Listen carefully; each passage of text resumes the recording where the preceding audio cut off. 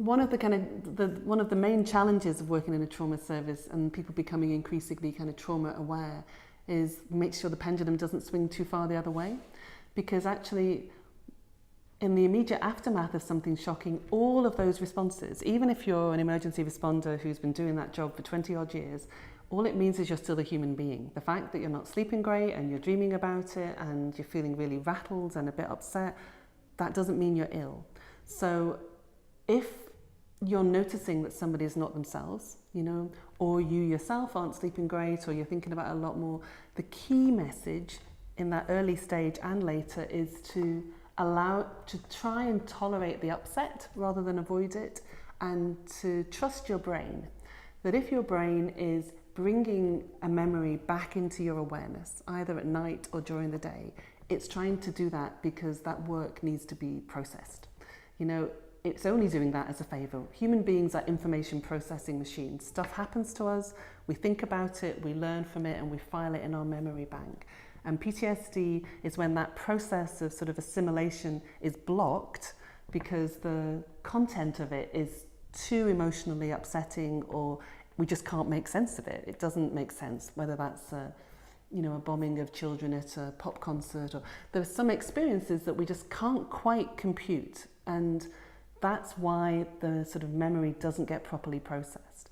So the key thing is to not get frightened about being emotional, and to see that as being a human, understandable response that you're going to survive, and to give the thing some time. If you're dreaming about it and it's coming into your head, then you need to talk about it. If you're not a talker, you could try writing it down, or you could just give yourself some time to think about it.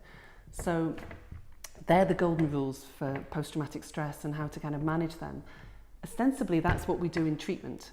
If you've not been able to do that on your own and things have got stuck and you're in that horrible feedback loop, then what treatment involves is helping you feel confident that you can survive thinking about it and the emotions that come with it, so that that memory gets sort of digested and processed and filed away. It's always going to be a horrible, horrible thing that's happened. It's never going to be something that you forget. But we tend to use, it's not here at the front of your head all of the time. It's kind of filed away with everything else, with all the other memories. So the good news is that we have really effective treatments for post-traumatic stress. I mean, sometimes people get depression after a trauma exposure too. But for both of those things, we have very effective treatments for PTSD, for depression and for anxiety.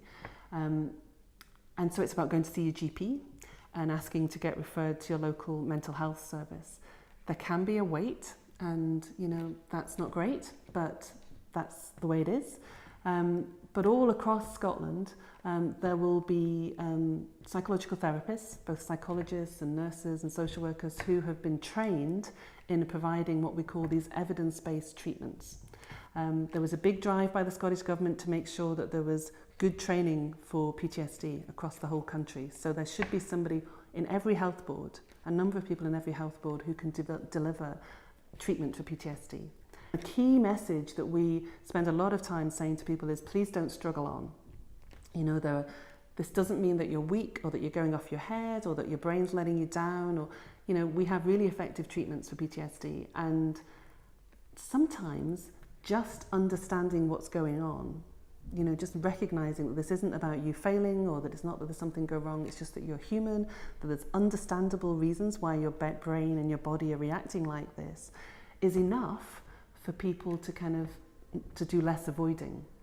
And if we can help people understand what's going on and give them some techniques to manage their anxiety and their distress, simple things like progressive muscular relaxation and breathing exercises, then if people can do that, then actually they sometimes allow themselves to think about it a bit more, and then the natural kind of process happens in and of itself.